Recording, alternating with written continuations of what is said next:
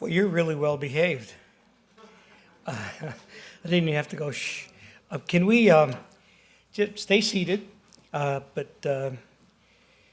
Since we're God's children, let's start with a prayer. Blessed are you, Lord God of all creation. May the love of the Father, the peace of the Son, and the energy of the Holy Spirit fill our hearts this afternoon. And as one family, the loving, mystical body of Christ, let us pray the prayer that Jesus taught us. Our Father, who art in heaven, hallowed be thy name. Thy kingdom come, thy will be done, on earth as it is in heaven. Give us this day our daily bread, and forgive us our trespasses, as we forgive those who trespass against us. And lead us not into temptation, but deliver us from evil. Amen. In the name of the Father, the Son, and the Spirit. Well, it's wonderful to see so many people gathered here this afternoon. Welcome on behalf of Father Alan Fogarty, the president of the Gregorian University Foundation, Holy Trinity Parish, and the Initiative on Catholic and Social Thought and Public Life at Georgetown University. Father Fogarty had an urgent matter arise concerning the Gregorian University Foundation and is unable to participate in today's event. He sends his encouragement and prayers that we have a constructive and dynamic conversation for the good of the church and its children. He sends gratitude to Georgetown University's President Jack DeGioia for providing this wonderful setting, which doesn't seem to have changed since I first came here in 1975. That's good. Anyway, these are challenging times when we Catholics are confronting our church's sexual abuse scandal. Father Hans Zollner, our keynote speaker, is dedicated to helping us get through these most difficult times as we confront this terrible evil and discern God's will for the future. The first part of the program will be a conversation between Father Zollner and Ms. Kim Daniels. The second part will be a discussion of the issue by our panel moderator, Kim. Finally, there will be a question and answer period with questions presented on the index cards made available eventually to all of us. Father Zollner is a Jesuit priest born in, I didn't ask you how to pronounce this. Is it Regensburg? Got it. Okay. Which is in Germany. In case you didn't know, he studied philosophy, theology, and psychology. His doctoral dissertation centered on Ignatian discernment of spirits, which is the intersection between spiritual and psychological motivated dynamics. He is a licensed psychologist and psychotherapist. You can hire him. He's a tenured professor at the Pontifical Gregorian University Institute of Psychology, academic vice rector, and dean of the Institute of Psychology. And Father Zollner was a member of the German government's scientific working group on the Roundtable on Child Abuse, is a member of the Pontifical Commission for the Protection of Minors, and president of the Gregorian University Center for Child Protection. He was part of the planning committees of the meeting of presidents of bishops' conferences on child protection held in Rome just this past February. Through conferences and lectures, he has raised the issue of child sexual abuse in the church to over 60 countries. He is one of the world's leading experts on this issue. And Ms. Kim Daniels, a graduate of Princeton University and Chicago Law School, will be our conversationalist and moderator of the panel. Kim is the Associate Director of the Initiative of Catholic Social Thought and Public Life at Georgetown University and advisor to the organizers of the meeting on protection of minors in the church. Father Zollner and Kim, it's all yours. I'm out of here. Thanks so much. I'm going to listen. Thanks so much, Father Bill, for having us. And thank you all for being here today. This is such a critical conversation for us here in the United States, here in Washington, D.C., and of course in our global church. My background on this issue is that here at the Initiative on Catholic Social Thought and Public Life, where I work here at Georgetown under Director John Carr, we've had 4 events this year, 4 gatherings, really important gatherings that have brought together different sectors of our community here in Washington. So we started off the year with young people talking about the crisis in the church and what their perspective was. And it was a real moment of anger and anguish. It was in September, it was early, and it was really dramatic to hear their perspectives on it, and at the same time, their hope for the future. We had a bigger gathering in Gaston Hall with real leaders on this issue, and also a time of talking through and beginning to discuss these issues in a more forward-thinking way. And we had a reflective and prayerful session in Dahlgren as well, and that had its own character that was very important, of course, to bring to this discussion. We've done other advisory work, we've done other speaking and writing and events, but we've really been focused on this a great deal this year because we feel that before we address this issue, we can't focus truly on the mission of our church, which is our bread and butter, which is what we work on every day. We have a dialogue tomorrow night on work and the dignity of work, and to get to that, we have to focus on this issue. One of the most interesting things I've had the chance to do this year is to be behind the scenes a little bit in Rome while the organizers of the meeting were planning for the February meeting on the protection of minors in the church. And it was a remarkable gathering of bishops from all around the world. And in preparing for it, our Holy Father Pope Francis had appointed 4 people to really lead that effort. Cardinal Cupich from Chicago, Cardinal Oswald Gracias from Mumbai, India, Archbishop Charles Scicluna, who is a member of the CDF, a leader at the CDF, and also really a leader on this issue, a canon lawyer, and has been a real sort of, sometimes he's called the Elliot Ness of the Vatican. He's been a person who's really just driven this issue in many ways and been at the forefront of it. But I want to say from my perspective as someone who was there in November, December, January, and then 10 days around the February meeting, the engine that really drove this effort, that brought everybody together, that worked every single day on this issue, was the man sitting next to me, Father Hans Zollner. He is engaged on this issue, has spent his career working on it, travels the globe, helping people in different countries work on this issue and put together processes and think about how best to approach it. And it was wonderful to see him spearhead this effort with his drive and his creativity and really his focus on getting things done. I want you to know, just from my personal perspective being with you, that he's the kind of leader that we really want in the church, unassuming. He rides his bike around Rome. There's no entourage that takes him places. And works so hard every day, first there in the morning, last to leave, and really getting things done.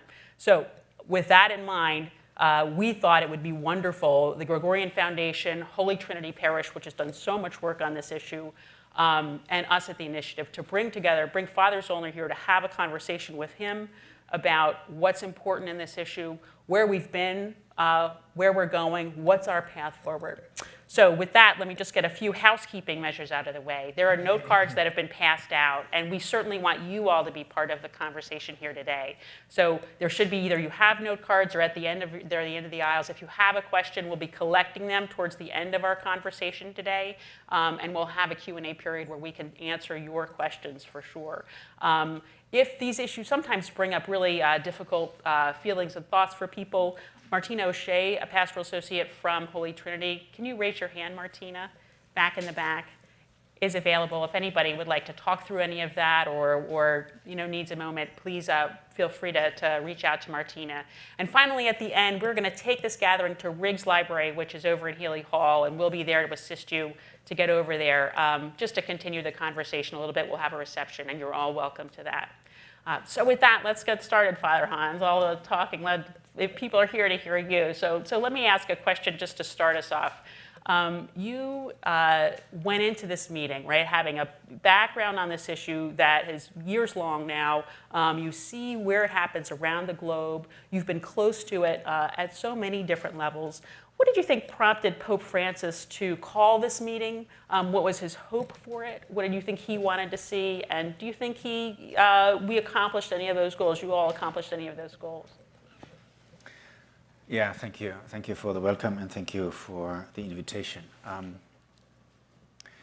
I think Pope Francis, since the very beginning of his pontificate, I think in the first general audience he held in March 2013, he addressed the issue of sexual violence and sexual abuse of minors.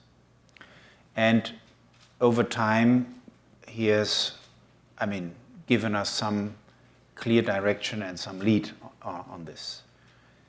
With the establishment of the Pontifical Commission for the Protection of Minors in March 2014, with laws, the one law that deals with negligence by bishops in 2016, and with the letters that he has written in August last year to the people of God and to the bishops here in this country on the 2nd of January this year.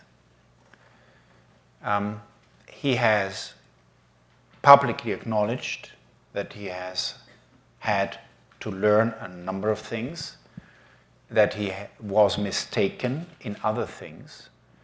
And I think, coming to your question, I think that he realized that the Catholic Church, a church that is present in almost all countries on this globe, with 1.3 billion members, that exists in a variety of cultural contexts, political landscapes, legal systems,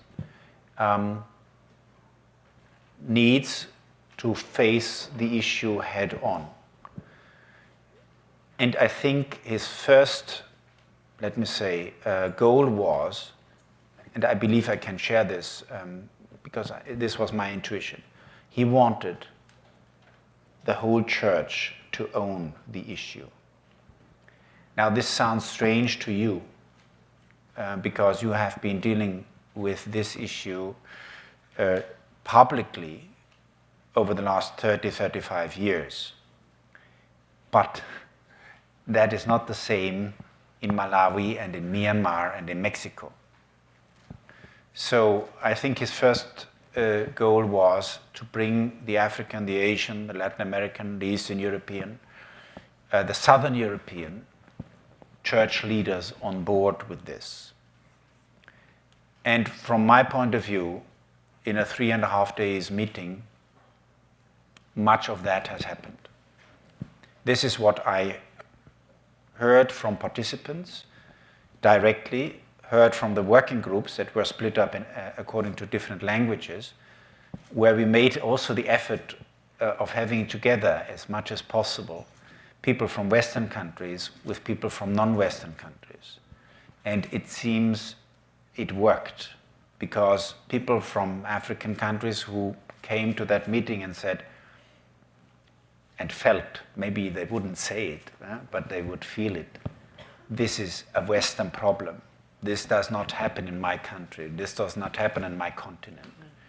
They went away with a very different understanding, and an understanding that did not come only through the talks, but mainly through the conversations, and certainly through the testimony, the witness of survivors that they were listening to. And I believe a good number of them had never listened to that kind of depth of sharing of stories of hurt, of suffering, of loneliness, of feeling despised and rejected by the same church that had hurt the very same persons. So at least this one, I would say, has been accomplished. I think I want to pick up on two things you said there. And the first and most important is how important the testimony of survivors was at the meeting. And the second is the global nature of this issue and what a challenge that was. So first, let's talk about the testimony of survivors and how powerful it was. I know in our work, we found that you have to have, in every conversation, for it to be productive and fruitful, it's so important to have a survivor as part of it. And Father Hans, when his group was working on this, he made a point, I remember you making a point of making sure we had survivors from every different part of the world there, and that they were going to be speaking to the group. And I found their testimonies to be so powerful. And there's a website, pbc2019.org, that collects all the videos from the meeting, and you can see the testimony, you can hear testimony there, you can see the speeches, but they were so powerful. And I wonder if you might speak a little bit about one of them in particular. I found myself overcome there was a penitential liturgy on Saturday night, and one of the survivors' testimonies was at that liturgy, and then he played a musical composition that was just so striking and affecting. Can you talk a little bit about that did you find anything in particular? That's what affected me very strongly. Did you find any of those in particularly affecting, and how did it affect the bishops in a little bit more specifics? Yeah, we had 8 survivor voices, testimonies involved. 5 at the beginning, at the very beginning, and this was, of course, with what we wanted to start off the whole meeting, because we cannot enter into this field without listening to survivors. And so I was basically in charge of collecting those voices. And as you said, my point, my biggest concern was that we have voices of survivors from non-Western countries. We could have filled in the whole space with American and European, Central European victims and survivors. But we tried to reach out to Africans, to Asians, to Latin Americans, to Oceania. And believe it or not, it was almost impossible to find all continents represented. The last testimony that I personally recorded was one from an Asian person who came to my office on Monday before the meeting started. Until then, we did not find, with all the contacts we had, with all the requests we sent out, somebody who would be willing to talk about his or her experience in some public space, and despite the fact that we had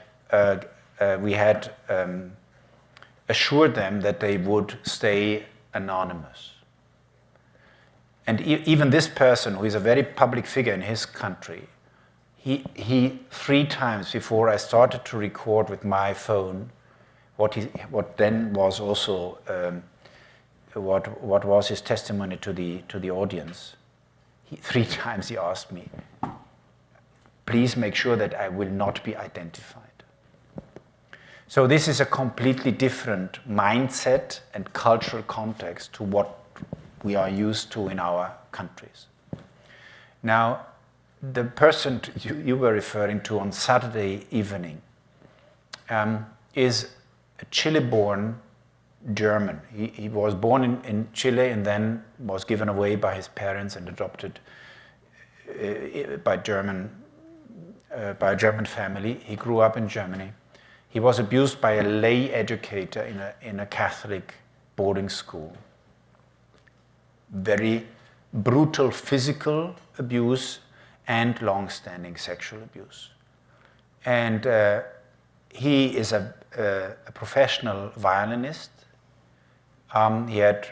He's 35 or 36 or so, and he was married. He has a little child. He's divorced, and he works now in another country. But the idea was, when I came to know him August last year, when he visited me in Munich, the idea was from the beginning that he would try to express not only by words, by recounting what has happened to him, but also by his music, through art, what he felt in terms of the suffering, the hurt, the harm that was done to him. So he picked as a solo violin piece from Bach, 6-7 minutes piece, and it was during the Penitential Liturgy on Saturday evening that he was able to play it after he had shared his words. That was also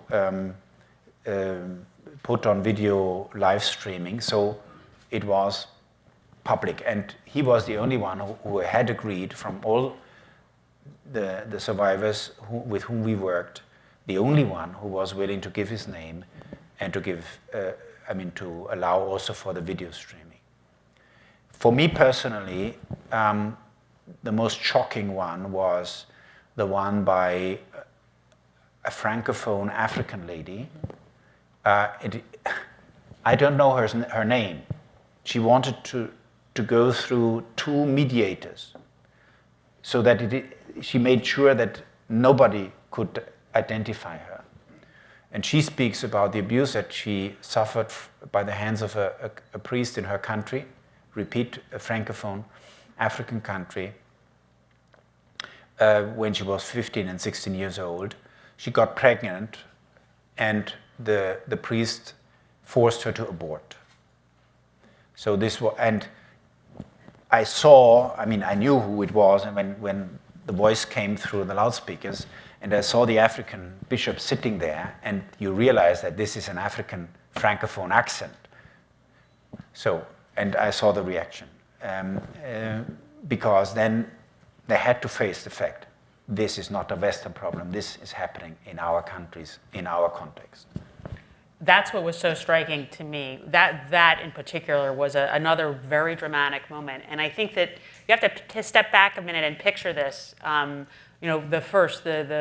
At the Penitential Liturgy, or the Zollner and Daniels, this beautiful, beautiful chapel in the Vatican, and you have everybody assembled there. The sort of the glory of the church, right? I mean, it seems very stately and all the rest. Everybody's in their vestments and all the rest. And then you have this very affecting, striking testimony in the music, and it just brought the Catholicity of it all, the global nature of our church, just the centrality of this issue for us was brought home. And then earlier we had heard this woman from Africa speak about her experience. And to my mind, that really struck home, as you say, the global nature of the problem and how it's felt in different cultures so differently.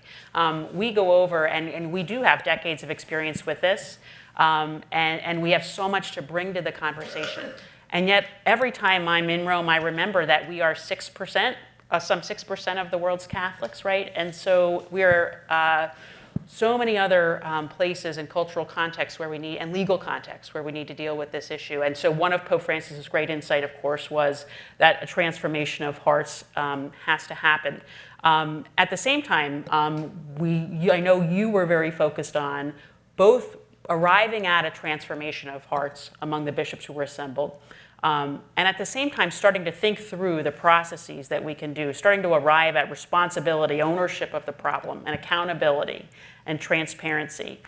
Can you talk a little bit about some of the steps, some of the ideas and steps that the assembled bishops talked about and maybe are thinking about for the future? I know there were some concrete actions taken on the last day.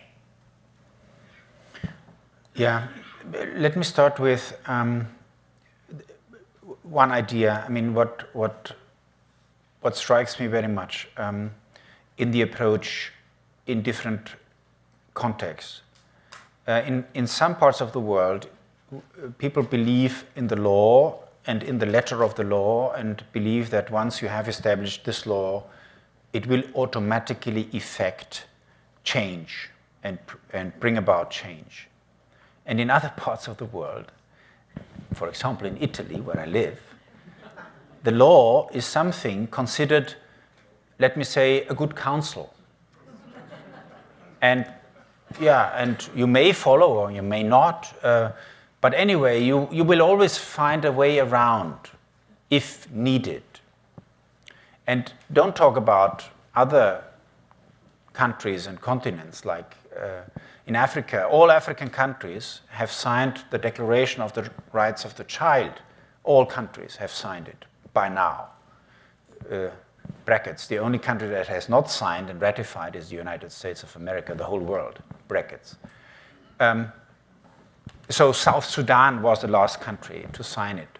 But does that mean that a child cannot marry before the age of 18? No. Because once a girl has gone through adolescence or started puberty, she's considered a woman, so she can't be married. So just to say that there is a huge difference in the approaches of how do people understand and live out law. And that is why I believe, yes, we need clarity in law, norms, and regulations. And this is where we need to really come to terms in the church. We can talk about that later. But at the same time, you cannot expect people to follow law, even less than other laws, if they are not convinced that this is an urgent issue. And that you learn only when you encounter the misery and the failure and all the complexity of this issue. And also courageous voices. To my mind, one of the most powerful voices that the assembled bishops heard was Sister Veronica Openibo. And first of all, she has that gravitas of a holy woman who has lived in service to others. And she spoke so powerfully. Her presentation, again, is available at this website if you haven't seen it, would like to see it, read it. But I was struck how she said, Brother Francis, right? She turned to the Holy Father and she said, Brother Francis, and she talked to him, called all the assembled bishops to account here. I saw that transformation of heart. I felt like you saw it happen.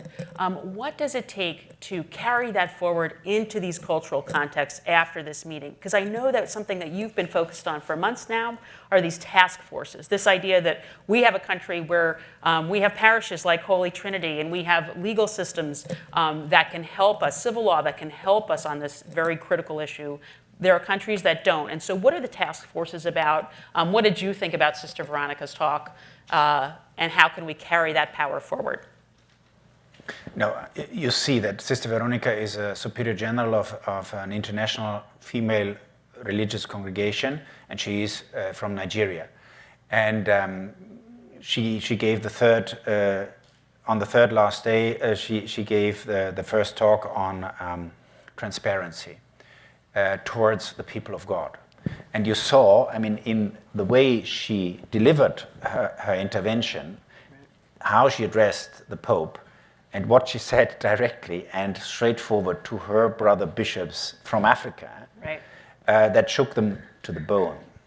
But you see the difference. Something like that has never happened before in the Vatican. It was wonderful. 2 years before, we could not have thought of something like that. One, also because you have now a new generation of religious who take ownership of their church and are not submitted and submissive to the bishops anymore. And this will grow as we've seen it over the last year or so, also in India, if you have followed news. So there is a new self-understanding and a self-assurance also on the side of female religious.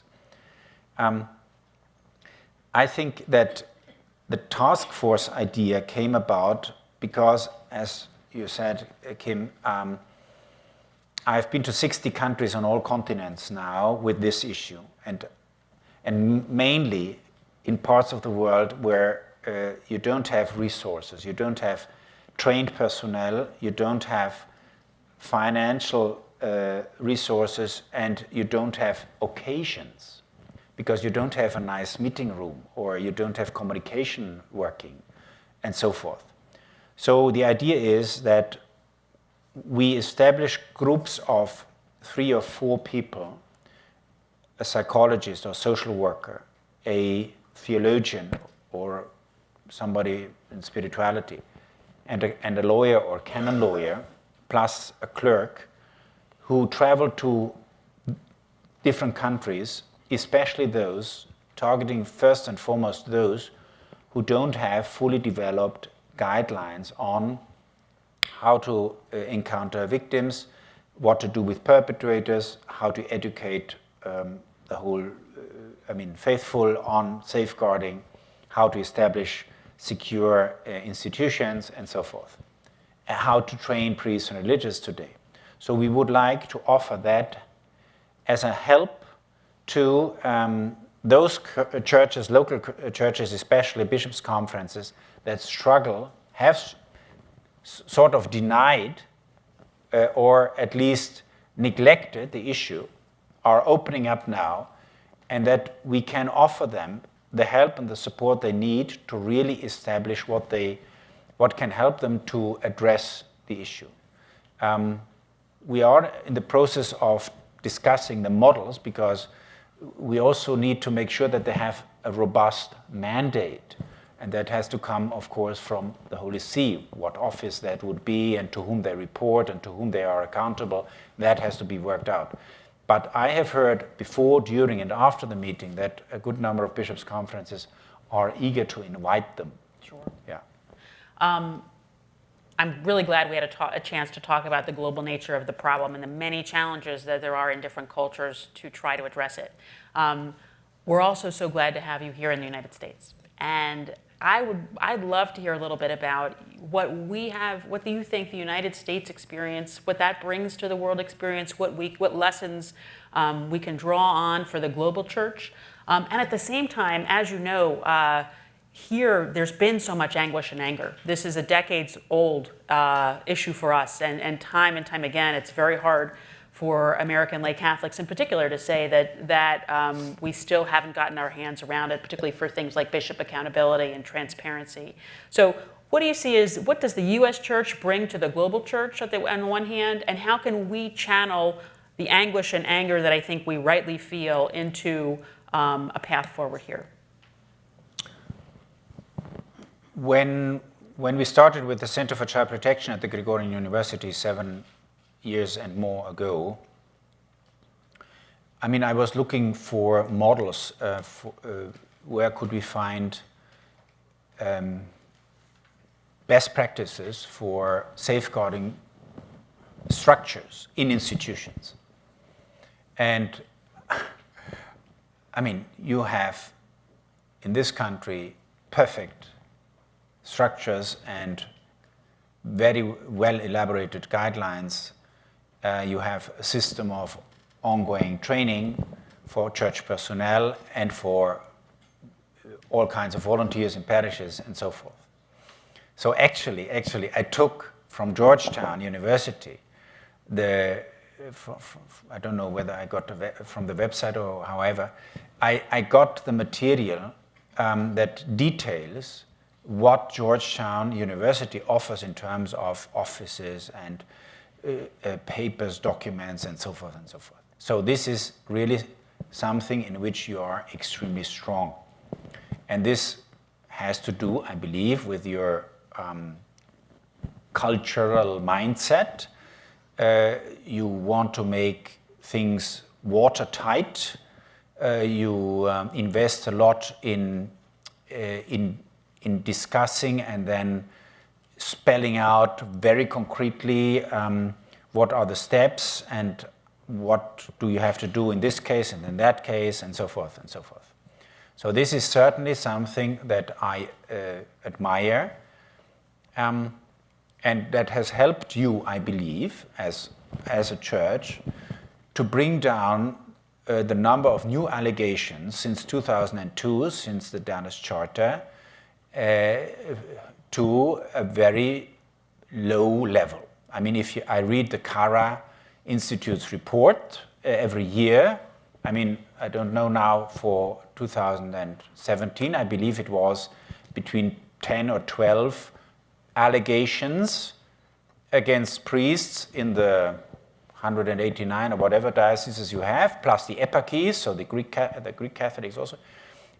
New allegations referring to that current year. So I think this is a huge success, even if there are still allegations, and there will always be some, but the numbers have dropped drastically. And this is a result of the watertight system that you have established. May I come to the second part, because I think it is connected also from my point. Excuse me, as a Central European, and Bill, I'm not a German. I'm a Bavarian.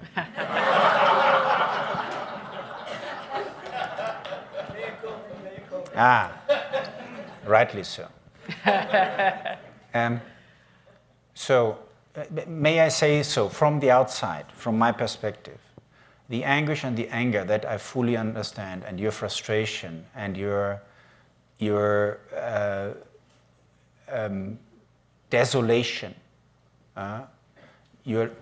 let me call it in Ignatian terms. Ignatius, I believe, would call this the state in which I believe from outside and from personal conversation that many of the American Catholics are, he would call a spiritual desolation,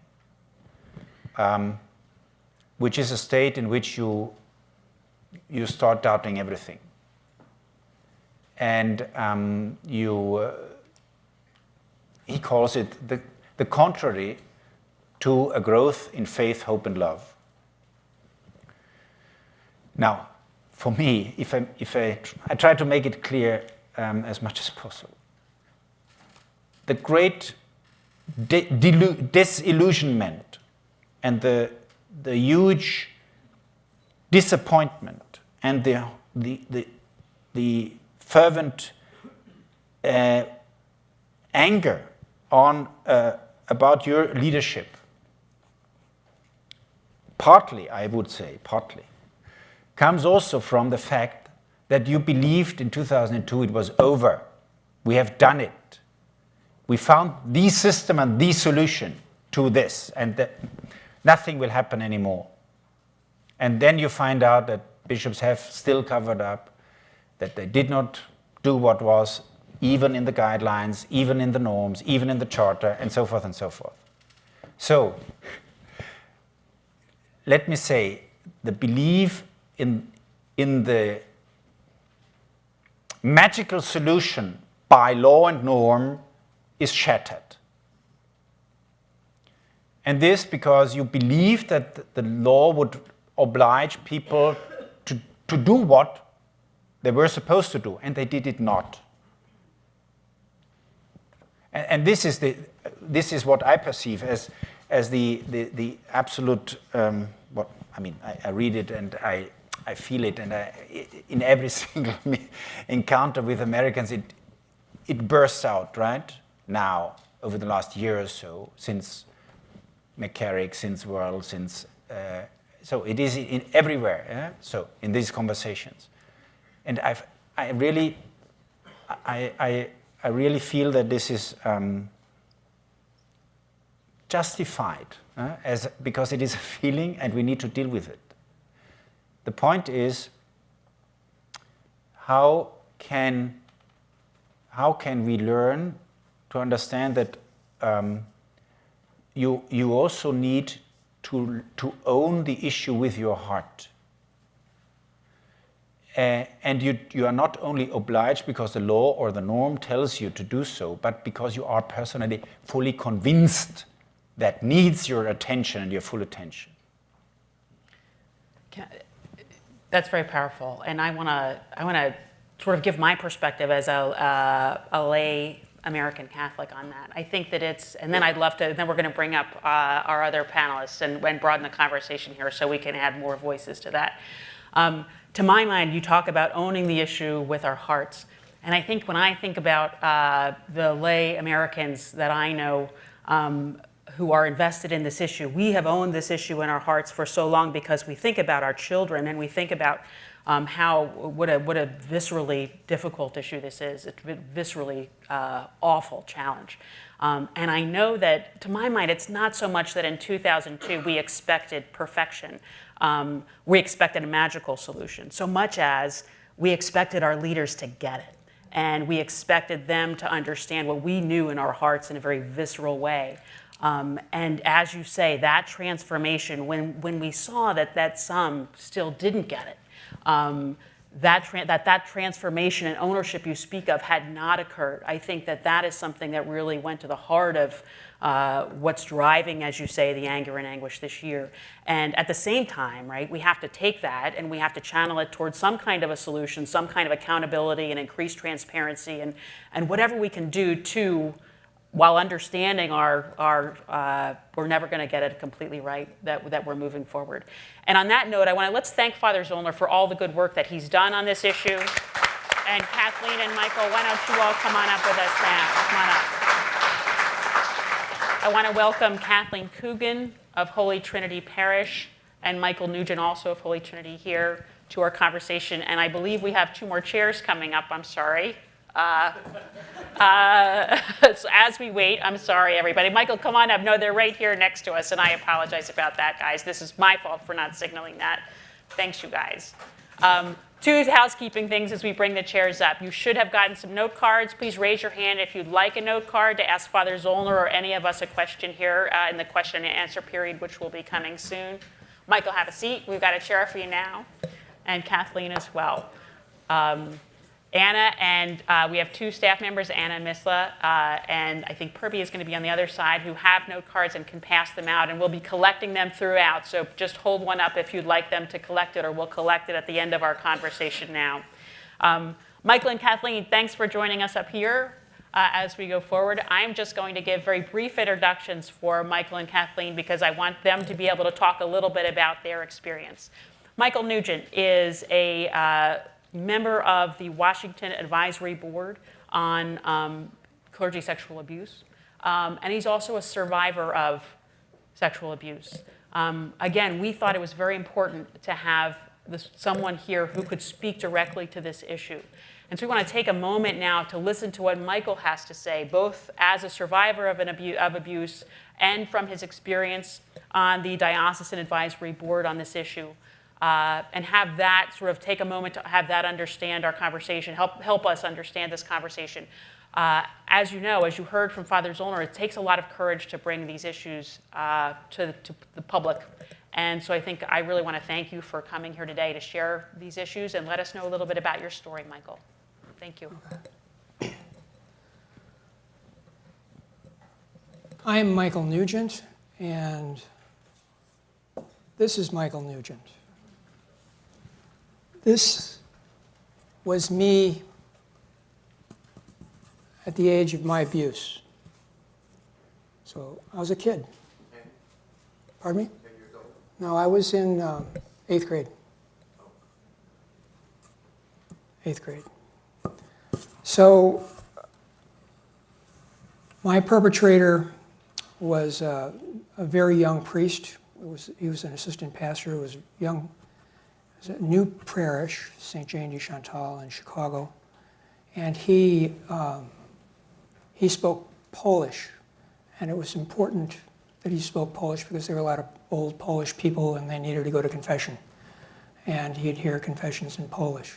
But he also was very active with the youth, and he specialized in abusing boys right around the age of puberty.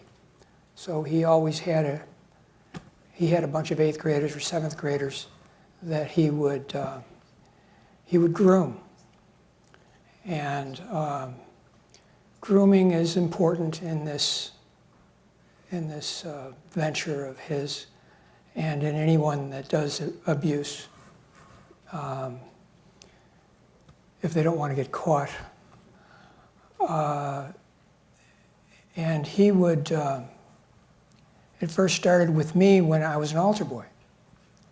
And the way the rectory was set up, the sacristy was set up, there was one door, and then there were a whole bunch of file drawers for vestments. And if I got there early, he'd grab me, and he'd put me between the vestment cases and the door, and him, and then the door. So I was hidden. And I would always start out with, he would just be laughing, and he'd start out trying to tickle me, and then he'd grab me, and then he'd stick his hand down my pants. And,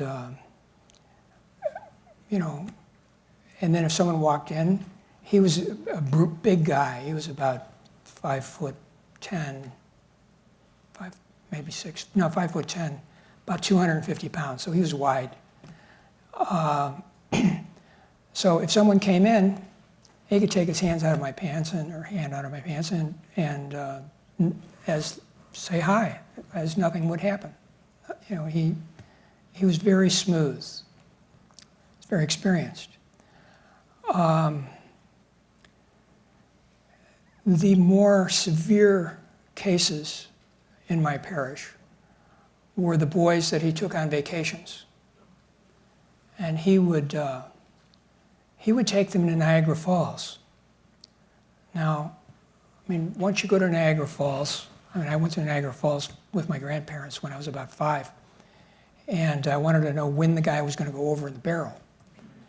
And I was very disappointed that that was not going to happen. And we also got wet. So there's not a lot to do in Niagara Falls, and that's probably why it's a honeymoon spot. And so he'd take 2 boys on his honeymoon every year, practically.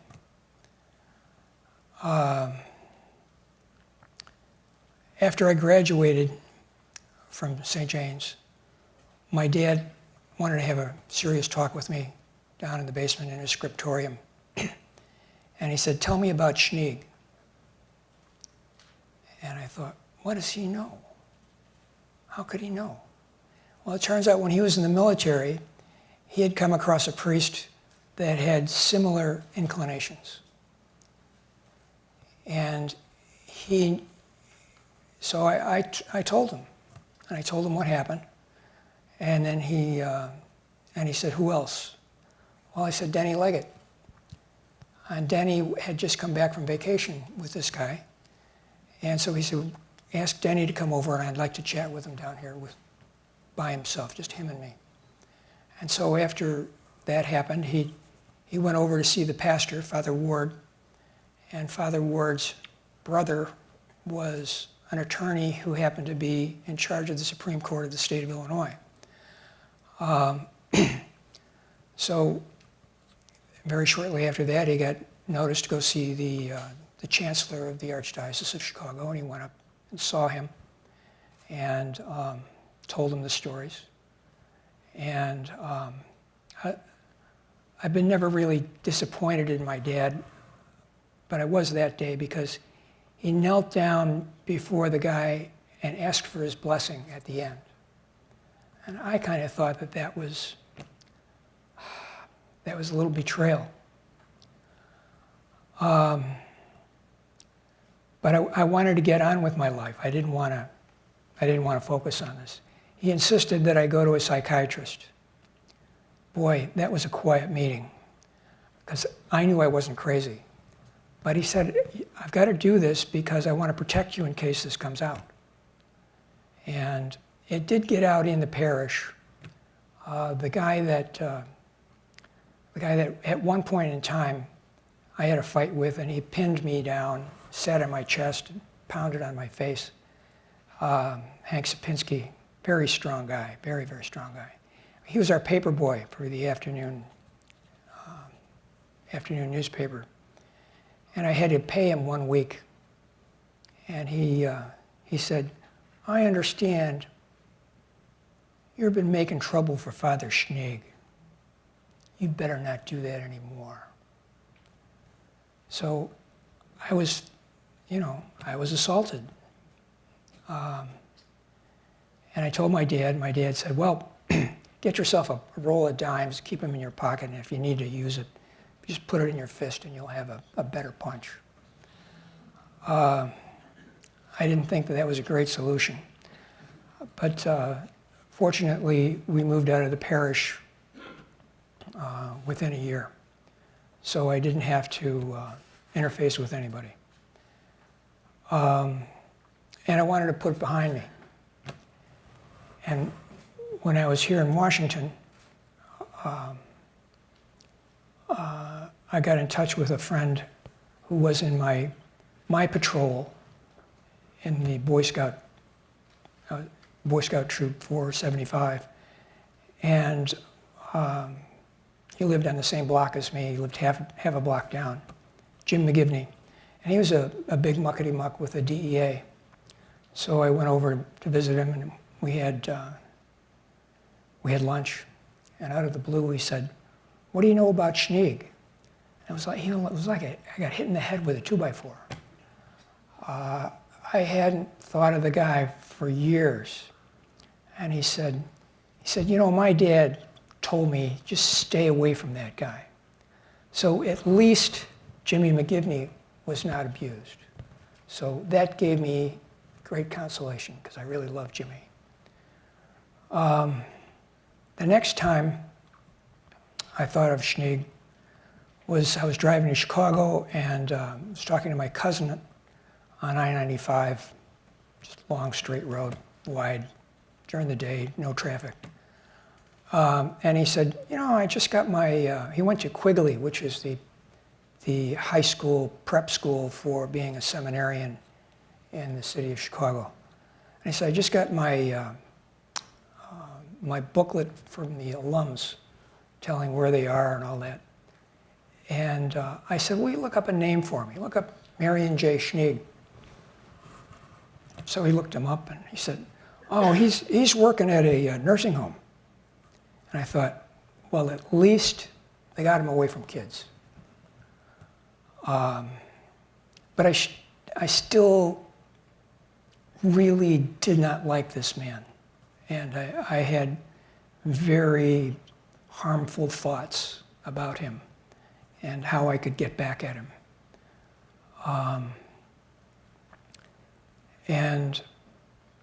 But I was just sort of daydreaming. Then Boston happened. And I thought, wow, this is interesting. Nobody's ever, we turned a guy in, a really big guy, and nothing happened to him that I knew of, other than the chancellors told my father, promised my father, we'll take care of him. We'll take care of this guy.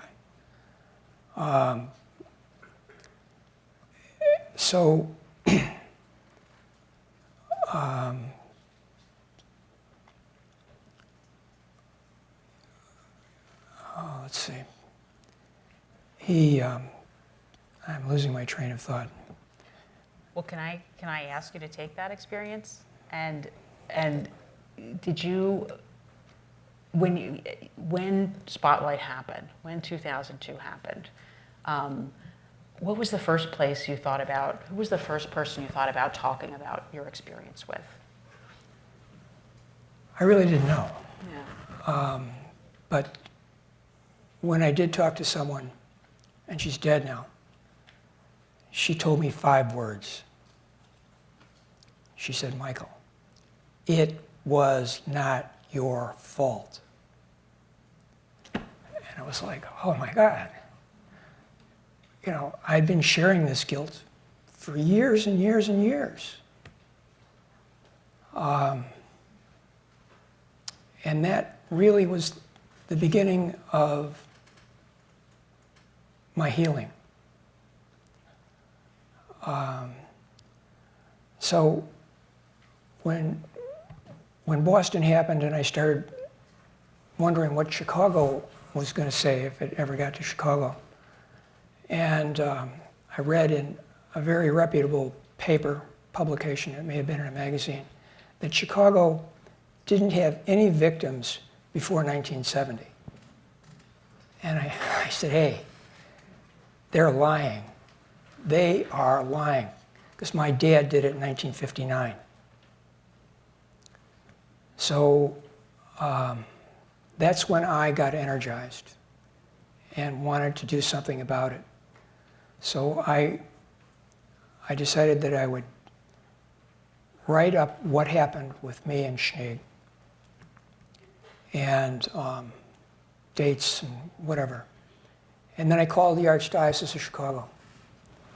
And the Archdiocese said, we're not going to talk to you. You have to talk to the police first. I said, oh, all right. So I called the Chicago Police Department. I got some sergeant. And I told him what I wanted. And he started yelling at me. He said, why have you waited so long? And I don't know if you've ever had any interfacing with Chicago policemen, but they aren't to be trifled with. So I said, I blocked it out. I just repressed it. And then he changed. He said, okay, he said, and I gave him the address of Saint Jane de Chantal. I said, what precinct is this in? So he gave me the precinct number and the address of the precinct. Because, and then I called the precinct and I said, who is the commanding officer of this precinct? So someone gave me a name. And because I know about pensions in Chicago, I said, I wanted it to go to him because he's the guy who's closest to getting his pension. And it's going to be a big pension. And he doesn't want to have any problems. Because if I just sent it just to the precinct, it could go to some guy and he'd say, well, round file. And it would be gone. So I wrote my letter to him. And I had it notarized. And then I sent it, special delivery somehow. And return receipt requested. And very shortly thereafter, it got published in the Chicago Tribune. So, and then the Archdiocese wanted to talk to me. And then I decided that I left out a step. I showed my letter to my wife. And this is the first time she knew of anything close happening to me. I mean, we'd been married almost 25 years at that point in time. We had 2 boys in high school. And I had to show it and my wife was angry. She rarely gets angry, but she was really angry about this. And so I said, I can't do this unless I have it cleared by my boys. So I gave it to my oldest boy first. And then he was, he didn't want to talk about it.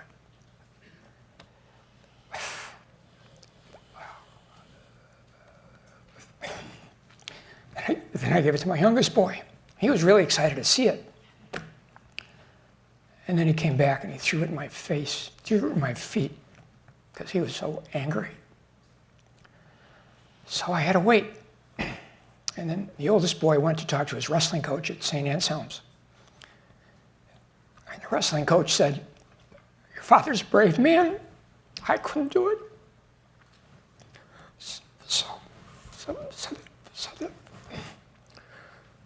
So then Daniel said, do what you have to do.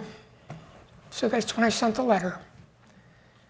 And then Joyce came back and she said, this guy's not in the nursing home, There's a parish in Palatine, Illinois, where he's working.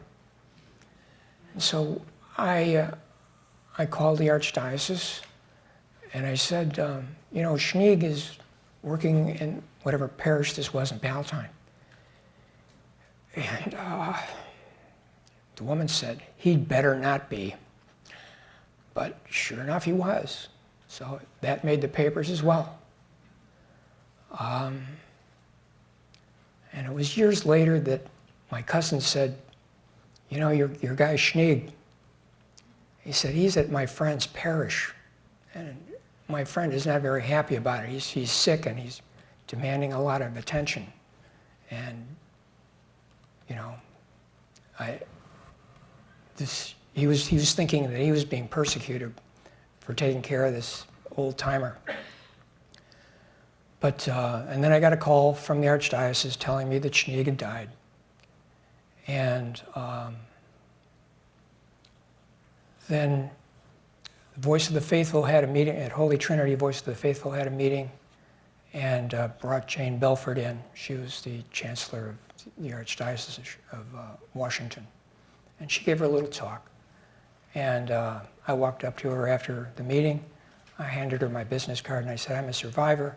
I'd like to get on the panel if you'll take me. So she wrote back to me and asked me for a summary, a little small resume. I sent her a resume. And then she said, okay. And then I got notice that I was accepted for the board. And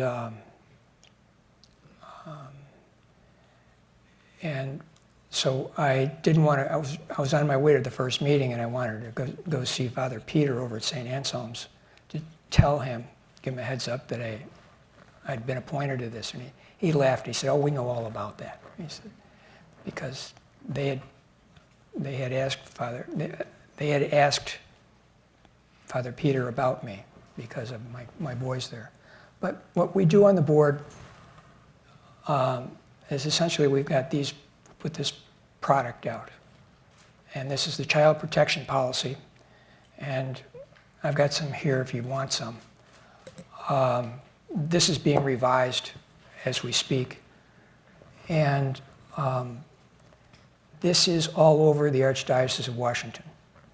And if there's a problem, you go to this and it'll direct you exactly to what you need to do. So this is really invaluable, and we're very glad. And if someone doesn't do it, they wind up goofing things up, because that's happened once.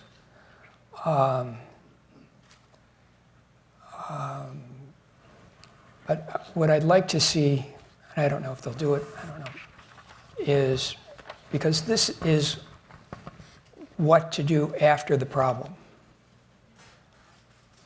I would like to have this added.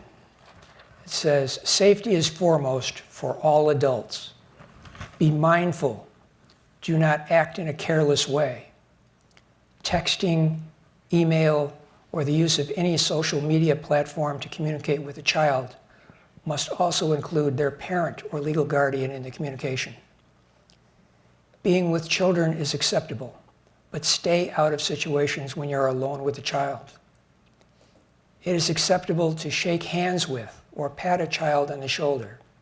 It is never acceptable to hug, tickle, or wrestle with a child. If it is unavoidable, one child may ride in the back seat of your car. Report the incident to the parent or legal guardian. If there is only one altar server available, say Mass alone. Violation of these or related safety issues may result in immediate discipline or termination." So hopefully, if this stops one guy, I will have succeeded. Thank you so much.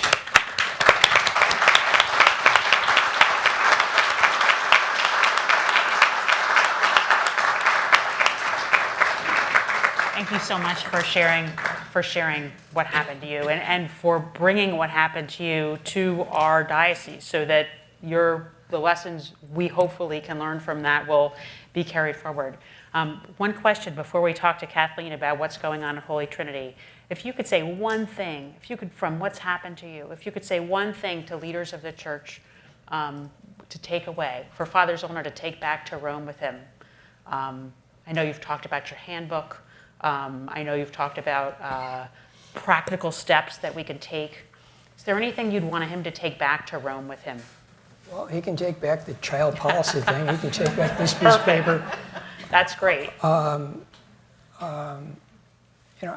I really had to put a lot of thought into this little thing. It had to be short. It had to be not angry, and it had to be helpful.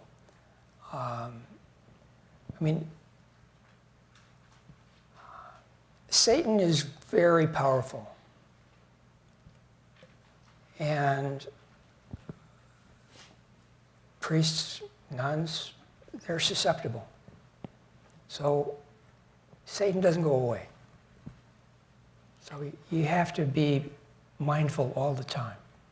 Absolutely. And I think that's one of the sort of central natures of this conversation, I think, is the idea that we have to be have our hearts on guard and be watching for this, be ready and alert to this. And I know that I'm so grateful that you brought that, because I know one of the things that's been going on in Rome is the idea of this kind of a handbook, right? A vademecum, they call it. that would be issued to dioceses around the globe, collecting the practical steps to what we can do about it. So I appreciate it, and I know Father Zollner will take one back with him. Kathleen, can we turn to you and thank you for your story, and I know we'll have more conversation about it in a second. Kathleen, can we talk a little bit, everybody, I hope a lot of you know Kathleen Coogan. Kathleen is a leader at Holy Trinity Parish, head of the Parish Council, is that correct? Is that the right way to say it? Excuse me, go ahead. Member of the Parish Council, excuse me, who shares a seat with her husband. So that has to be a real interesting experience. A mom, an accomplished professional. Holy Trinity has been, I know, in my experience, one of the leading parishes in the country in terms of their response to the abuse crisis and how, as a parish, you can act and move forward. So can you tell us a little bit about what you all have done, the lessons you've learned, and what you'd like to convey to church leaders on this issue? Thanks, Kim, and I'm honored to be a part of this panel with Michael. Thanks for sharing your story, and also with Father Zollner. It's been great to hear about the events of the past couple of months. Of course, the process that we're undertaking at Holy Trinity is one that has involved hundreds of parishioners, many of whom are here, also our church pastoral staff, as well as our school community, and of course other members of the Parish Pastoral Council, including Ellen Toups, who we'll hear from later today, and who has led us as we tried to move through a process which I'll describe. But before talking a little bit about that, I wanted to mention that having heard Michael's story, one of the things that really struck me is the number of people in Michael's circle of family and friends who have been affected by the behavior of one perpetrator. And I think that following the revelations that came out last August, and not only the Philadelphia report, but also, or the Pennsylvania report, but also the response of the hierarchy to the to sexual abuse allegations, Holy Trinity launched a season of discernment, and the purpose of this season was to prayerfully reflect on our response to the clergy sexual abuse crisis. Phase one of this season or process that we entered into included holding a series of listening sessions. And the breadth and the scope of the anger and the sadness that emerged from these sessions was palpable. I want to read to you one of the responses that we heard as a result of one of those sessions. What is heaviest on my heart? The pain endured by children that has left so many lives broken or shattered, or somehow less than what they may have been. This weighs the heaviest. I just keep thinking of the children. I'm also very sad to see the names of priests that I knew growing up in the news now. And I wonder what we still don't know. It's the end of the quote. After the listening sessions, we sought to discover how we could participate in changing the church for the better. And so we decided to put together a parish forum for action that would allow parishioners to come together and move from a listening phase to a phase of taking some next steps. A parish council colleague named Tanya and I worked together to try to put together a participant guide in anticipation of the Next Steps Forum, which was essentially the second phase of our process. We wanted to design a day during which people could reflect on next steps, but also during which all of the voices that attended could be heard. And we wanted to do all of this in a manner that reflected the elements of restorative justice and Ignatian spirituality. We actually have a copy of the guide that we put together on our parish website. During the forum, participants were able to choose among 5 action-oriented themes and participate in groups discussing those themes. Those themes included church structure, transparency and accountability, the role of the laity, support to survivors and their families, and prayer. Parishioners that participated in each of these groups came up with outcomes that they hoped to attain and designated members of the group to serve as volunteers and to lead those processes. After the forum, we entered into the 3rd phase of our process. And during this phase, we tried to, we worked to cull through all of the outcomes that had been proposed during the forum. Those outcomes were divided among the 5 groups I just mentioned. But we realized that some of the outcomes were addressing challenges at the church level, some were addressing challenges at the diocese level, and some at the global church level. And we thought that if we could try to also group the various outcomes together in these 3 categories, we could prevent duplication and then also help different parishioners working towards similar goals get together and work towards a common goal. We actually have a meeting coming up this week during which 3 of the subgroups will get together and discuss an effort that they are proposing for Holy Trinity, which is to look at Holy Trinity as a possible model parish. So what does this mean? This is something that will be discussed at the meeting this week, but for example, they could discuss protocols on transparency.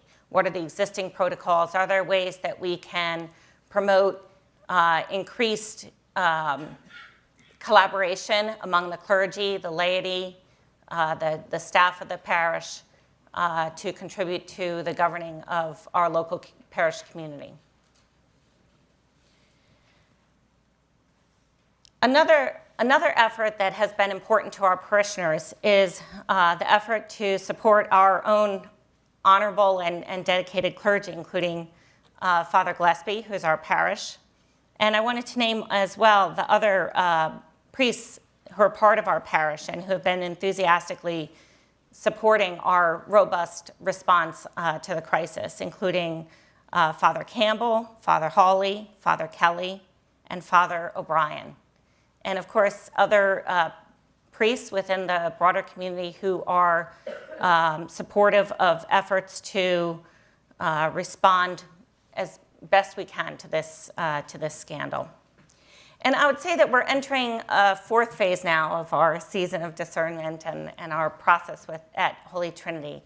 We plan to bring parishioners back together in a couple of weeks to take stock of where we are, what efforts have been done to date, and to see how we as parish council members, as parish staff, as clergy, can support the efforts that come before us when we reconvene. So Kim had asked me to talk a little bit about how did I get involved with these efforts. And thinking about that as I prepared for today, I actually, it brought me back to my younger self and a commitment I made to myself many years ago when I questioned my participation as a Catholic in the Catholic Church and decided to stay. And that experience took place when I had just graduated from the University of Notre Dame. I had 16 of my now 19 years of Catholic schooling under my belt. And I moved to Arizona for a year to do a year-long volunteer program. And I was working at a shelter for victims of domestic violence. But I vividly recall one day going out to a prayer service in the desert, and the prayer service was led by a woman. And of course, this prompted the question about women and leadership in our church. And this caused me to reflect and think about the church and why do I stay? Because I feel that women can be good leaders. But I can remember very vividly looking down at the desert floor and thinking hard about this question and deciding that if I want to make a difference in our church and contribute to an evolving Catholic Church, then the best decision is to stay and to work from within. And these thoughts resonate as we struggle now, grapple with how to respond to what we're hearing in the news about our church today and the allegations of clergy sexual abuse and the hierarchy's response. So that was 30 years ago, and that same year, while I was part of this volunteer program, I lived across the street from a church in Tucson, Arizona. Shortly after the release of the Pennsylvania report this summer, we learned about an attorney named Rachel Mitchell. She had been selected to question Brett Kavanaugh and Christine Blasey Ford. I did a little research thinking maybe I knew her due to my work in Arizona many years earlier. And what I learned instead, what I was shocked to learn, that Mitchell had become well known for her work prosecuting a priest from Tucson, Arizona. The priest was Paul LeBrun. He was the priest that served at the parish I lived across the street from at the time. And he was found guilty and sentenced to 111 years in prison. Although I didn't know him well, I only passed through Tucson and lived there for 1 year. I couldn't help but think about the ramifications of this situation on the parish that I had been part of 30 years earlier. So that's one thing that I wanted to mention today. We now are in the Me Too era.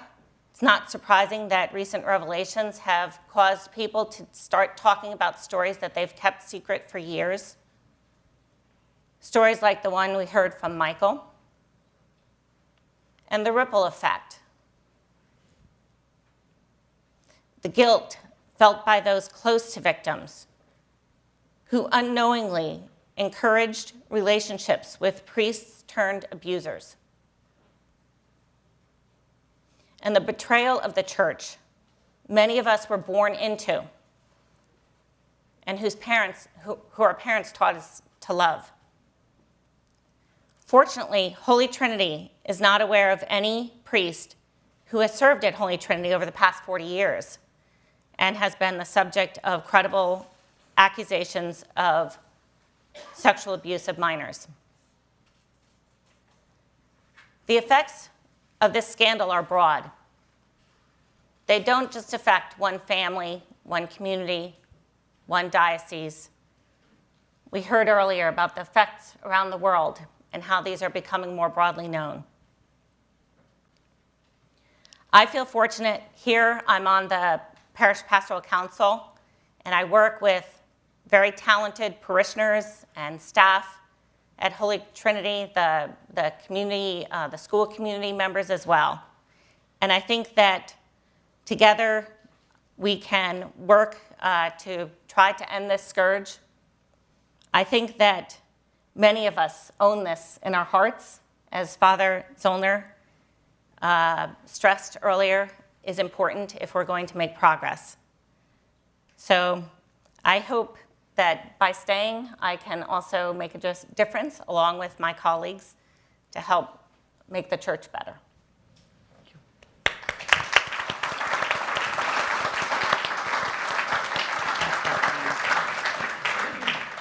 Thank you so much for that. We've had so much good contributions to this discussion now, and I've had a bunch of questions submitted up here from you all. I invite anybody else who has questions to write them on a note card, raise your hand, and someone will get them and get them up here to me. I feel like we have a lot to work with now, and so I just want to open it up to a few questions before we shift on to our gathering over in Riggs. And the first I just want to do myself throw to you, Father Hans. What's your reaction to what you heard from Michael and from Kathleen? Do you know of other local efforts that you would like to draw on? What would you draw from the lessons here? How can a parish like Holy Trinity, a parishioner like Michael, take these experiences to the universal church?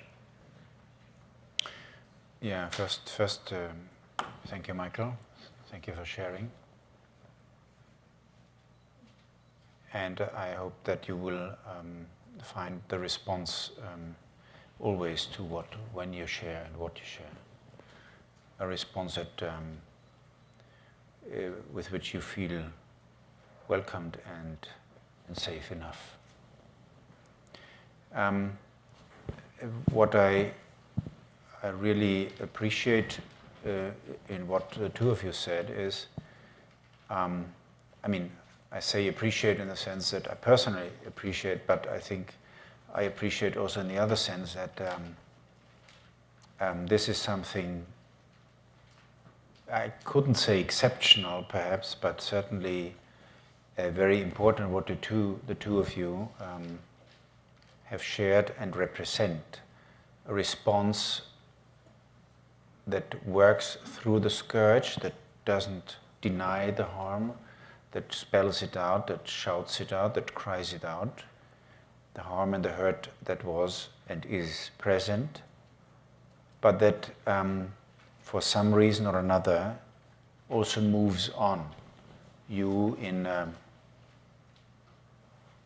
talking about it also publicly and being a member of a board that works out such documents, and you in this parish council and in the parish life.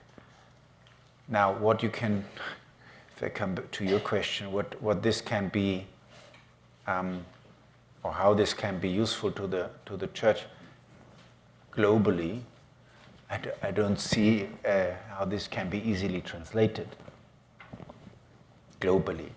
What I want to say is that I think this is a model of what a parish can do, and this parish, as I have come to know, is well known in the area here in the region, and certainly has also a ripple effect and ramification onto others in other areas, and it will translate more easily to others that can replicate that.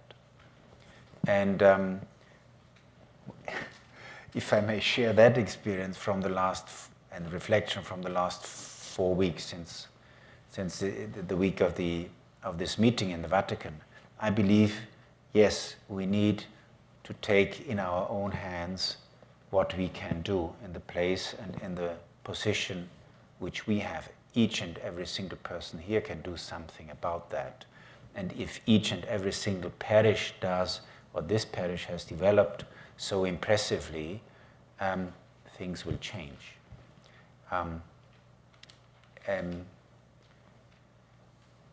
Especially also because I can feel that you own it, and that is what will ultimately change the face of the church.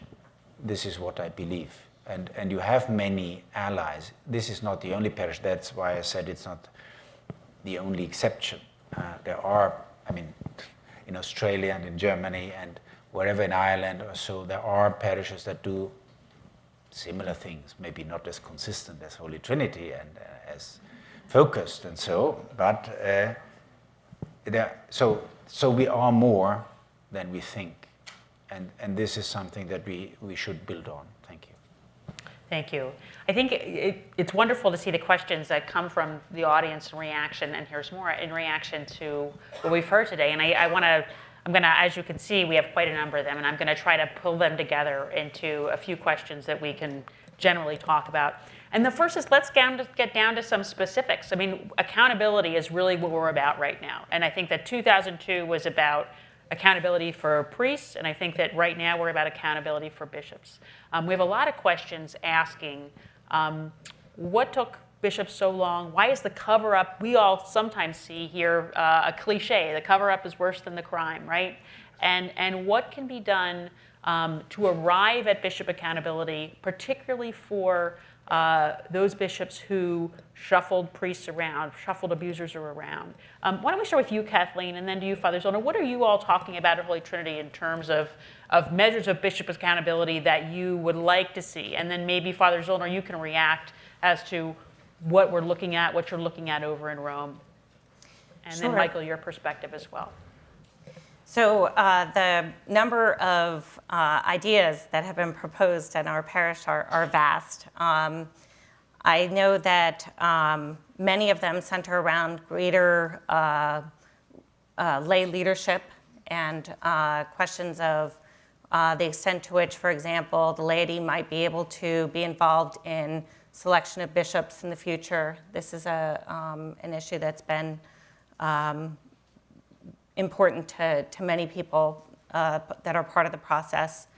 I think in my own professional world, although I'm here in my personal capacity, I work in the area of foreign assistance. And one thing that I personally see is that we promote in our work around the world increasing women's participation in criminal justice systems to increase access to justice for survivors of sexual and gender-based violence. Part of the reason that this is effective is that we see that by increasing percent of women, for example, among police, we see a correlation with increased reporting. And so I can't help but wonder if there are lessons to be drawn from this area, another area where we see it's an area where we don't have a lot of women in leadership and women's participation, but there may be lessons drawn from there as well.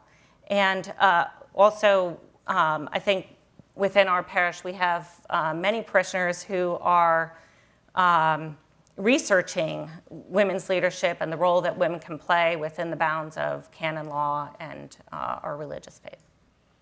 Can you comment on that, Father Zollner? I know that one of the things at the meeting that was so powerful, if you have a chance to go watch some of these videos, were the three presentations by women, one an accomplished canon lawyer, one Sister Veronica, who I've already talked about, and a woman named Valentina Alisraki, who is a very accomplished and experienced Vatican journalist.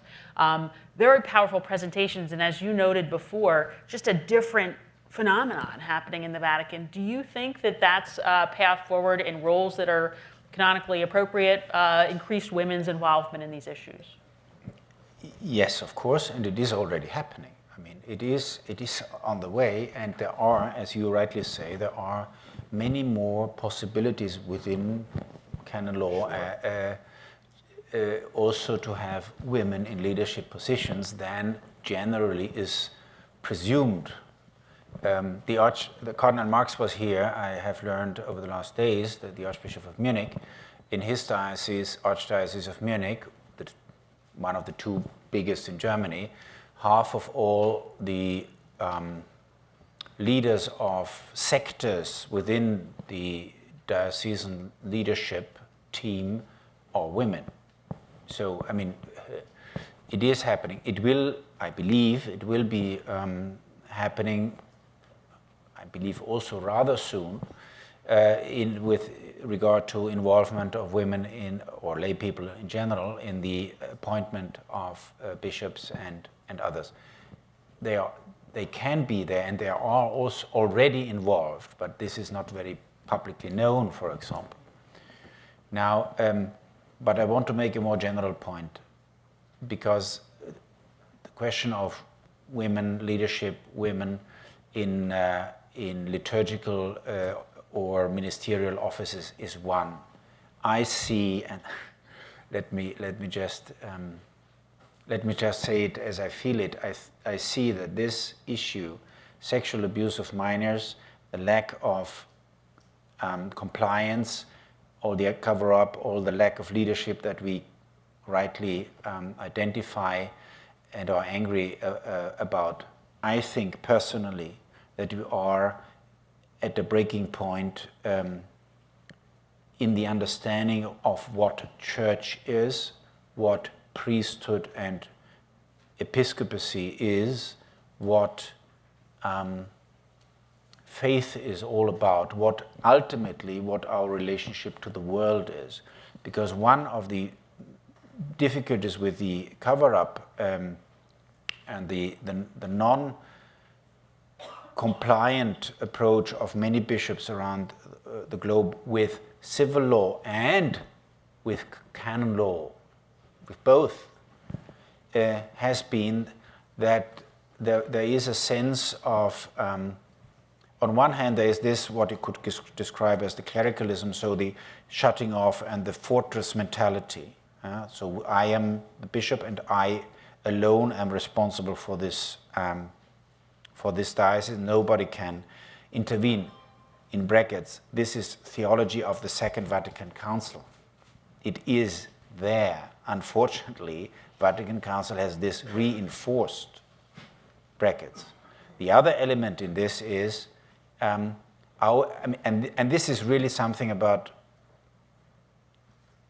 something fundamental and foundational for Christianity. How does our faith in Jesus Christ, in the Holy Trinity, how does that communicate, relate to reality? And my personal conviction, reflection, and also my experience over the last weeks especially has been, we are at a breaking point in finding out anew, as happened in 1789, not the foundation of Georgetown, but the French Revolution.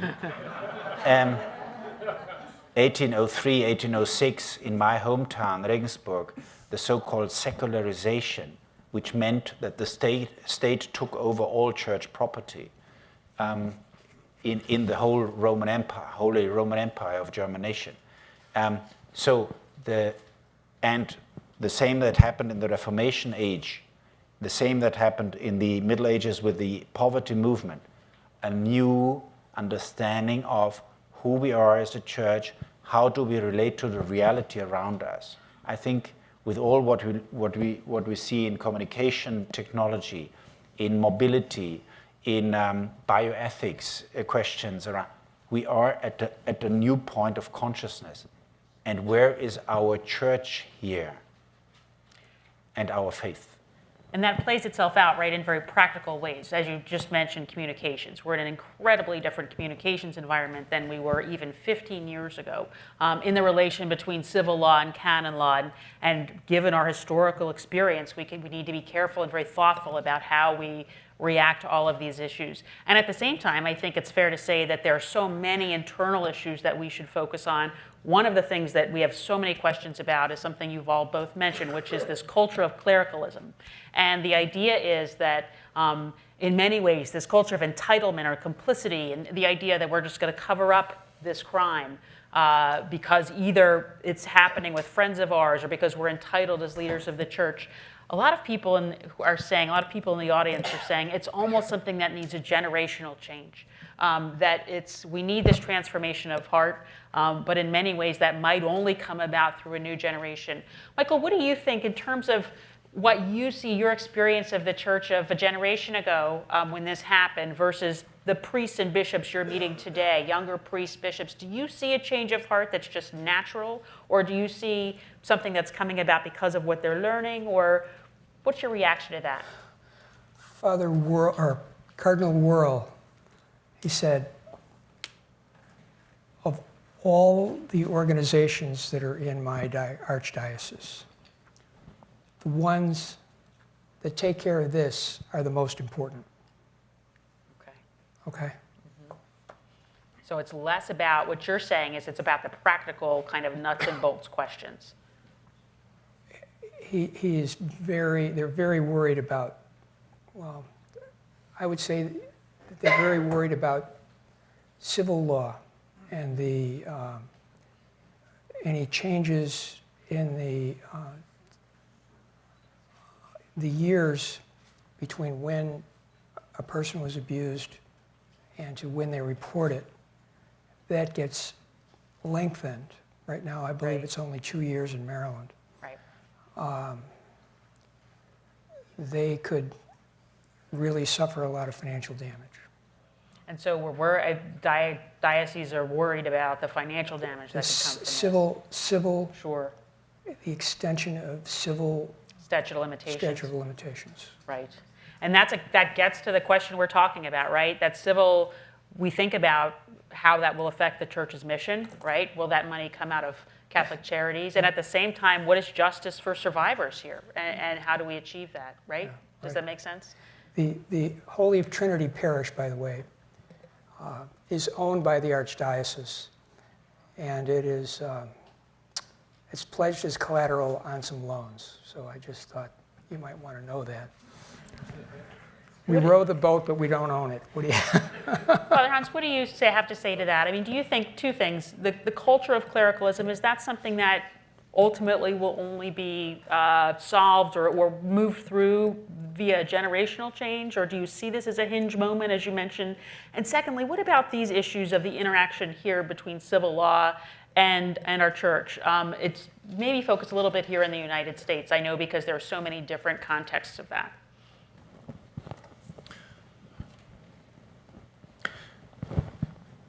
Yeah, so clericalism is a buzzword, and not many people, I mean, I wouldn't know how to explain it completely. I define it as what is left when I take off this one. What is left of me, or how do I, in other terms, how much do I identify with my role? And my role is who I am. This, as I learned in a workshop for lay school leaders in Melbourne Archdiocese last August, is not a phenomenon that is connected to clergy only. They spoke about, for me, very surprisingly, a first time ever, I heard about lay clericalism. So that prestige and position and role and so becomes so important that it takes over the person and the personality. Sure. So coming to the clericalism of clergy, I am concerned about the new generation of priests that I see in not only in this country but around the globe, because there has been, at least let me say 15, 20 years ago, the tendency to reinforce the fortress mentality. Mm-hmm. Why? Because of, not because of, I believe, ideological convictions mostly. I mean, they are voiced, but from a psychological, psychodynamic point of view, you would always smell the smell of fear and the smell of insecurity and the smell of holding on to images from the past that have nothing to do with the reality of the past, but some projection to the past as if the priest's role and everything was established, and then we have security, and then everybody knows where to turn to and what to do. And so this. I mean, it's historically it's wrong, sure. And many of them who celebrate Latin Mass don't know Latin at all. So it is not. I don't think it is a generational problem in the sense it will grow out right. I mean, just by aging. No, it will. I think it will. It has to do with how much, for example, women are present in seminary formation. How much human formation is really taken into account as much as it is necessary for religious and priestly formation. And again, the Holy See has issued wonderful papers on this. Please read the guidelines for priestly formation from 8th of December 2016. It is a marvelous document. Point is, how much is it implemented? And who holds rectors or bishops accountable for not being compliant with that kind of formation that is envisaged there, which, for example, includes the presence of women, naturally, in seminary formation. But please go around and see. This country is still better than others, of course. Okay. But still not great. Yeah. So, and the other point about civil law and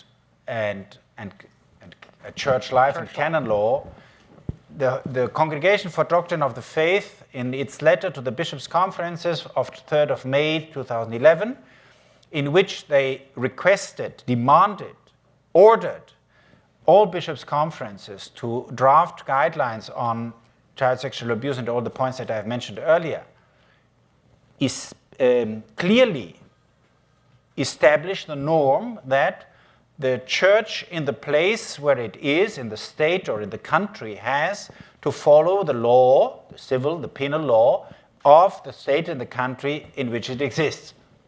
Full stop. So, I think theoretically, again, there is no question and no doubt about that. How it spells out in a country like yours, in which, as I say, the law has its own standing, and in other places where it is seen as not as binding as you would think, is a different question. But of course, we have to follow, and we have to face, and we have to acknowledge everything that a rightful, a lawful, a democratic system establishes. If Cardinal Pell's sentence is confirmed in his appeal, okay, he will sit for 6 years or whatever in prison. If the same is true for the appeal case of Cardinal Barbarin, yes, then okay. No, there is no doubt about that. And this sends strong signals to the church leadership worldwide. You can be sure. You can be sure that they perceive it very well. So much so that an auxiliary bishop some years ago, he said to me, he said in private, "It's no fun to be a bishop anymore." It's true, and it shouldn't be. It shouldn't be. This has been so fruitful and so interesting, and we've learned so much from everybody's different perspectives here. I want to ask one last takeaway question. I'm going to ask you each for what the one thing is you would take away from this in a moment. But as part of that, a lot of the questions were, and then I'm going to ask Ellen to come up and close us out with a prayer. A lot of the questions that we're getting kind of broaden the scope of our conversation, right? So we've been talking about the abuse of minors, and people are asking about what about the abuse of nuns in India? What about the abuse of vulnerable adults? To my mind, I know that this meeting of 3 days, it was very hard to broaden the scope there, right? It had to stay focused on one thing. Father Zollner, I'll ask you though, could you talk a little bit about how the issues that we face here apply more broadly, and whether we can take the lessons we've learned here and then go to those issues as well, apply it to those? For me personally, it is clear. I have always defended that this meeting in Rome should focus on minors. That was the first scope. It was announced at that. The other questions about abuse of seminarians and about religious sisters came up after the announcement. And I have to say, children need special protection. Yes. I would say. Absolutely. This is what I say also publicly, because they have even less possibilities to appeal to anybody. But I believe, and this is also what I'm convinced of, is that whatever we learn, whatever we change, however we behave differently and act differently, with regard to safety and creation of safety of children, of equal communications, it translates automatically also in relationships in general, which means pastoral relationships or accompaniment relationships, spiritual direction, or whatever counseling settings you have. It translates. If you learn your lesson with regard to minors, of course, it translates also to adults. And I think what you have seen in your country, where this started, as you said, the Me Too. I mean, you have had the issue of child sexual abuse talked about for 30 years before the Me Too came about. Why only then, you could ask? Everybody knew about Weinstein 20 years ago. and I think the same has happened now in the church, where the Indian sisters have started. Right. Now the Africans in Germany and Switzerland are talking now about it. So you see that at a certain point in history, the time has come to take on something different because of a different level of reflection, of a different level of awareness, of a different courage to look into the mirror and to see reality as it is, as ugly as it may appear. So that is something that will also continue. I'm pretty sure that this will continue also over the next months and years. And you can see bishops getting this too. I mean, there's a wonderful Bishop Vincent Long of Parramatta in Australia, who keeps writing homilies and pastoral letters that are exactly on this point. It's a time to change of heart for a change of heart, and it's a time to, maybe we're going through this for a reason as a church. I want to close it out. So many great questions here, and I wish we could get to all of them. But someone has posed a question that I think is a good way to think of our takeaway, how we leave this. And Kathleen, I'm going to ask it to you first. Many of us here in the audience, many of us around the country are hoping and praying that the anguish and anger that we feel will lead to changes in the church, structural changes, changes in lay leadership, changes in ways of holding people accountability, and in many ways, transparency about what's going on. Do you see that? Do all of you see those changes, have hope for those changes? Is there hope for them? And let's start with you, Kathleen, from what you've seen. Thanks. I think that's a great question. I think it's clear that the church needs to change in order to survive at this point and in order to continue to carry out its mission. I think it falls to the leaders of the church to make that change. And if we are not successful, then the leaders of the church will be responsible. And Father Zollner, you are one of those leaders. I am a leader here at Holy Trinity, and I am hopeful. I'm grateful that we've had this conversation, and I hope that we will be able to continue the conversation and forge a path forward together. Thank you. How about you, Michael? What do you think? Do you think that your anguish and what you've shared with us today, do you have hope that this is leading to change, will lead to change? Well, there are probably not any child molesters in the audience, so But the courage to speak out about this has rippled, it's heard widely. Do you think that the collective voice of survivors like yourself is having? I do. I'm wondering if you agree. I don't know. I'd need evidence. Yeah, You know, fair enough. I do know that just from my own count, the 9 o'clock Mass is not as well attended as it used to be. People are reacting to, Yeah. sure. Well, in many ways, hopefully that is a voice that people hear, that the church leaders hear. But you see, they're gone now. You know, Exactly. you can't get them back.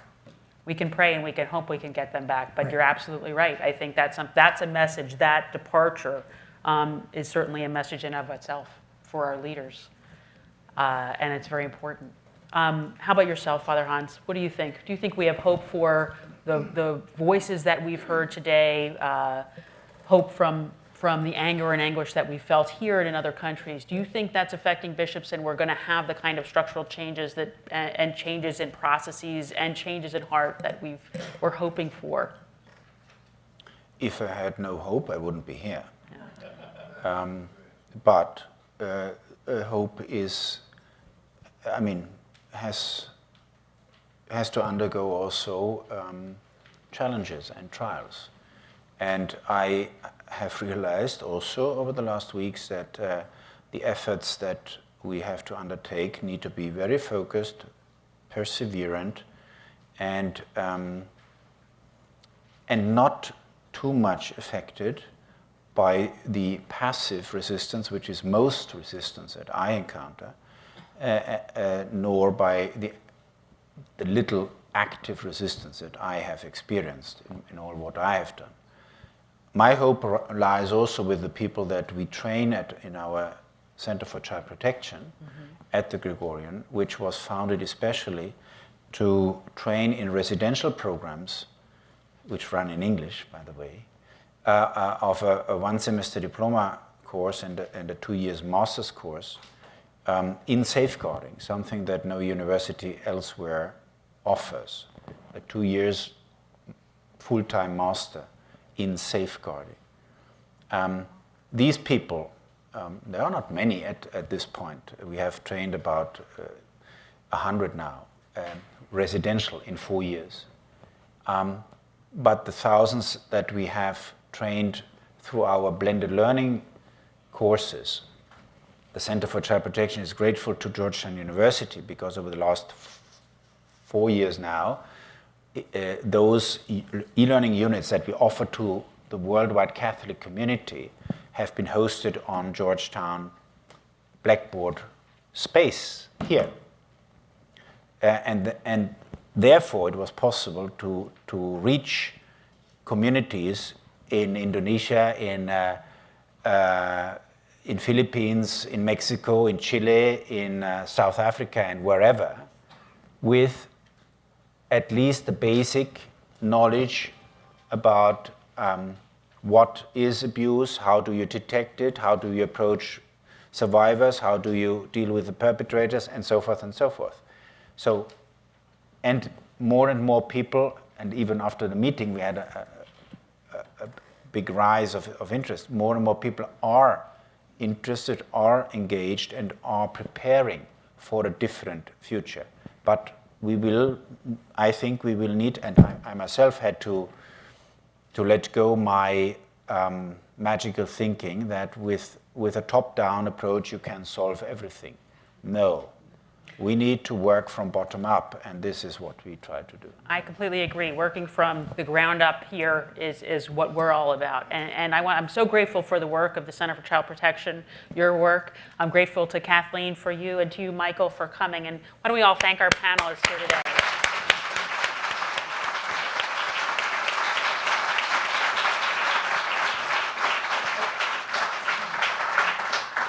I want to ask Ellen Toups, who's the head of the Holy Trinity Parish Council, to come and close us out with a prayer. And while she's walking up, I want to let you all know that tomorrow, first of all, you're all welcome to a reception in Riggs Library immediately following this gathering, and we hope you all come over and join us.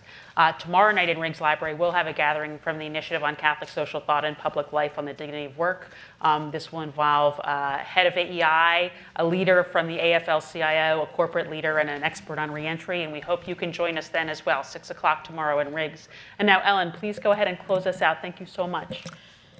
Let us pray. Loving God, we are here in your presence today to ask for the many blessings of your healing and forgiveness. We come to you often in the quiet of our hearts to ask your forgiveness for deeds we have done and for deeds that we have failed to do. Today we add to our prayers a request for renewal of your healing love, and we pray for the forgiveness from you and from our children that we failed to protect. In the season of Lent, let us plan for renewal and reform in our church, that it will be welcoming, forgiving, and merciful to all. Let us not lose sight of your journey and the gifts of forgiveness and hope that your pain and suffering on the cross gives us. To discern our path forward, we ask for the strength to be gentle, yet direct, and the understanding that all our values must begin with charity and love for all, but never lose sight of justice. Dear Lord, we stand hopeful in your loving gaze today. We hold each other in prayer. We praise you and pledge all our actions for the glory of your name. Amen.